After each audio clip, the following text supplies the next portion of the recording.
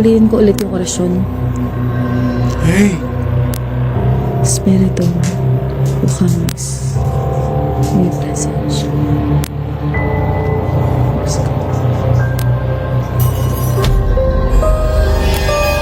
Nga, hindi ko narinig.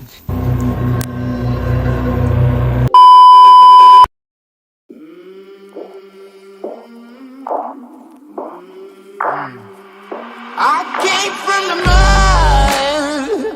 There's dirt on my hands. Halika tayo guys, daming nangyari. Dito na tayo.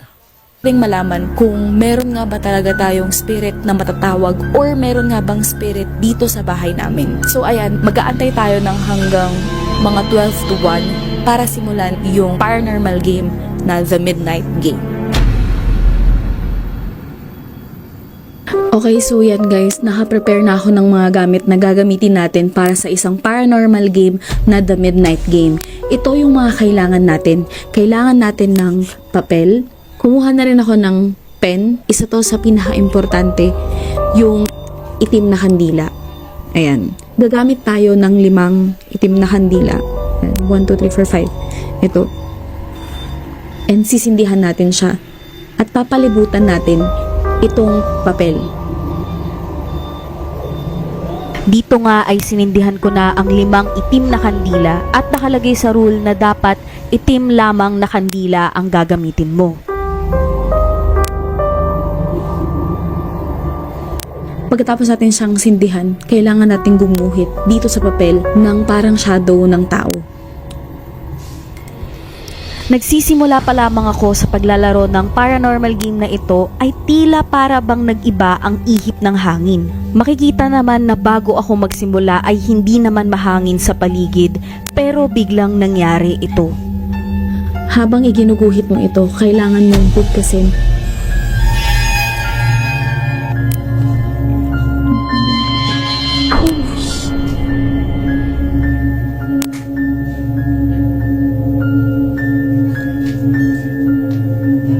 Hindi pwede mamatay yung kandila.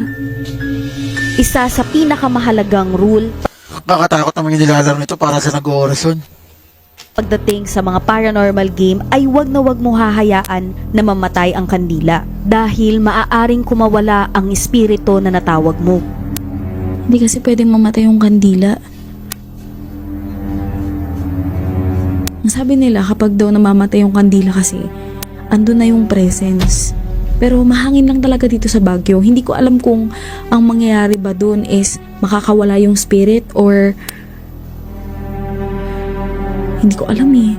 Pero basta nandun sa rules niya, hindi pwedeng mamatay yung kandila.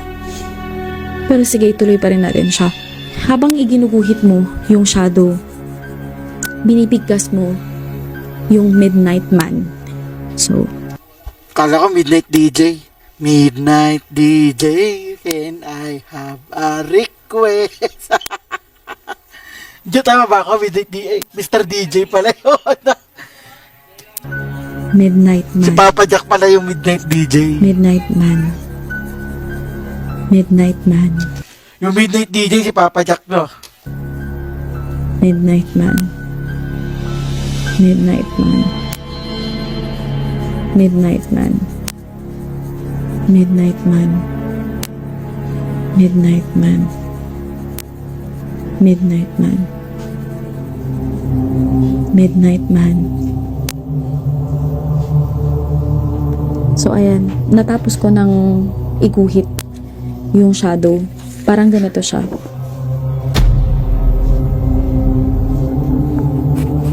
Pagkatapos nating iguhit, isusunod ko na yung orasyon.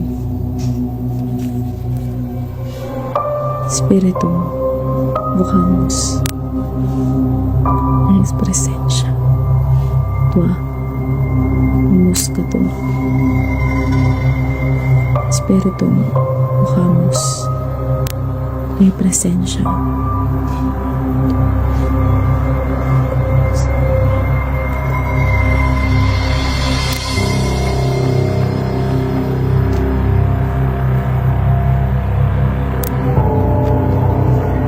Ulitin ko ulit yung orasyon. Hey! Espiritu, Bukamas. May presensya.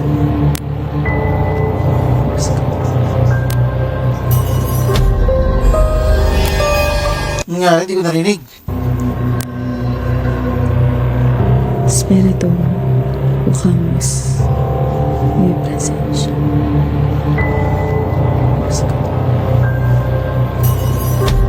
Wala gumalaw yung kutsara.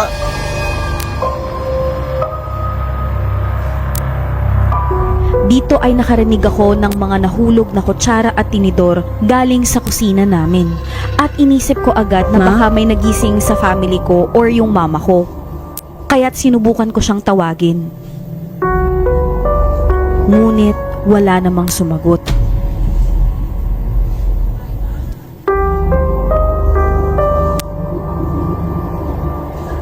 Parang may kumikilos.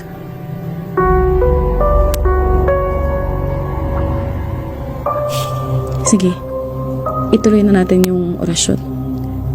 Pagkatapos mong bigkasin yung orasyon, gugupitin natin yung ginuhit natin.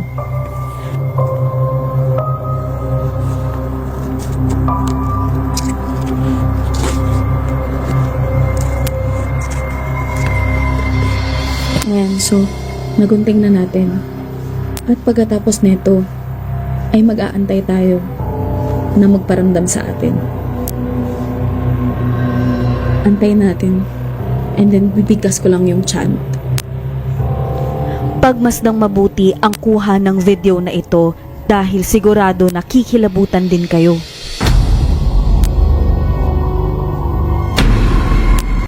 Ayun, may lumabas ang puti, oh. Yun, oh, creepy, guys.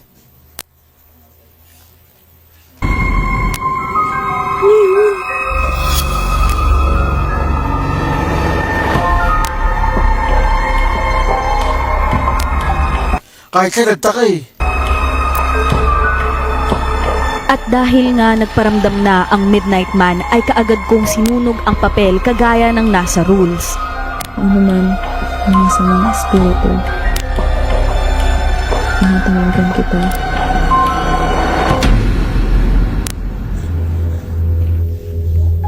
Grabe yung tibok ng puso ko. Hindi ko alam kung namamalikmata lang ako, pero mamaya pagkatapos ko dito, i-review ko yung footage kasi feeling ko may nakita ako dito sa likod ko. Parang, alam mo yung parang biglang bumigat, parang naramdaman mo yung presensya. I-check ko na yung parang gusto kong i-check yung likod kasi naramdaman ko talaga na parang ang bigat ng pakiramdam sa likod ko. Kung meron man akong nakita dito, napaka-imposible talaga. Wait lang, ipapakita ko sa inyo.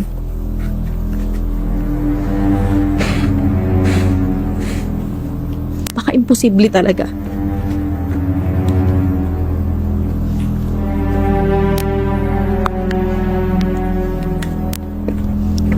Kasi ano, tignan nyo.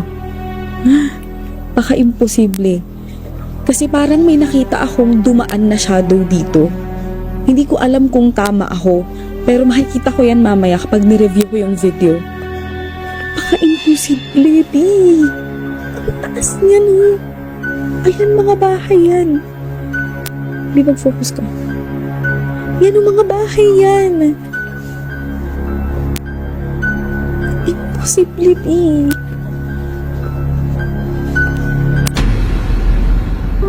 So yan, natapos na natin yung paranormal game. Pagkatawag kasi ng spirit, kailangan kapag naramdaman mo na yung presensya niya, kailangan mo na linisin agad. So ganun yung ginawa ko kanina. Pagkatapos kong naramdaman yung presensya, talagang sinunog ko na agad yung nakaguhit sa papel. Yun yung paraan para hindi na siya manggambala dito sa bahay namin. Ngayon, na-feel ko naman na gumaan yung pakiramdam ko. And sana kung ano man yung na-feel ko or na-experience ko dito nun sa bahay namin last week, sana hindi na mangyari yun at tuluyan na ngang mawala yung spirit dito sa bahay namin. Every time na gagawa kayo ng paranormal game, kailangan yung i-cleanse yung lugar. So ayan, mag-cleanse muna ako ng terrace namin para sigurado na wala talagang may iwan na negative energy or kaluluwa na ligaw dito sa terrace namin. Dito ay ginising ko na ang kapatid ko para tulungan niya ako na mag-cleanse dito sa terrace namin. Importanteng gawin ang pagka-cleanse pagkatapos ng paranormal game para mawala lahat ng mga negative energy o kung meron mang portal na nabuksan dito sa lugar. Habang naglalaro ako ng paranormal game kanina ay narinig ko na nahulog ang mga kutsara tinidor sa kusina namin. Pero hindi ako sigurado sa narinig ko, ngunit ngayon na nakita ko ito ay sigurado ako na nahulog nga ito ng kusa.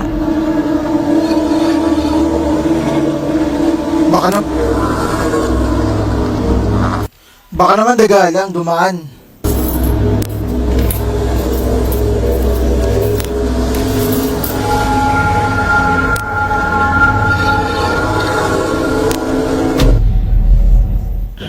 Okay guys, so kagabi, dun nga may nakunan sa video, and dun sa video na yon, dito siya nakita, dyan. Pero kung titignan ninyo, napaka-imposible talaga. Kasi ayan, dito nakita yung shadow, dyan. And kung papansin ninyo, napaka-imposible. Ganyan kataas.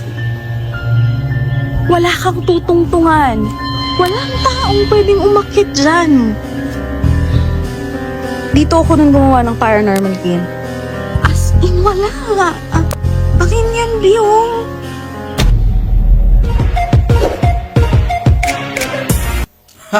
Ang creepy nung nilalaro nyo. O mga guys, maraming salamat sa mga nanood ng stream natin ngayon. Maraming interaction. Mamaya, ML naman tayo. Bye-bye.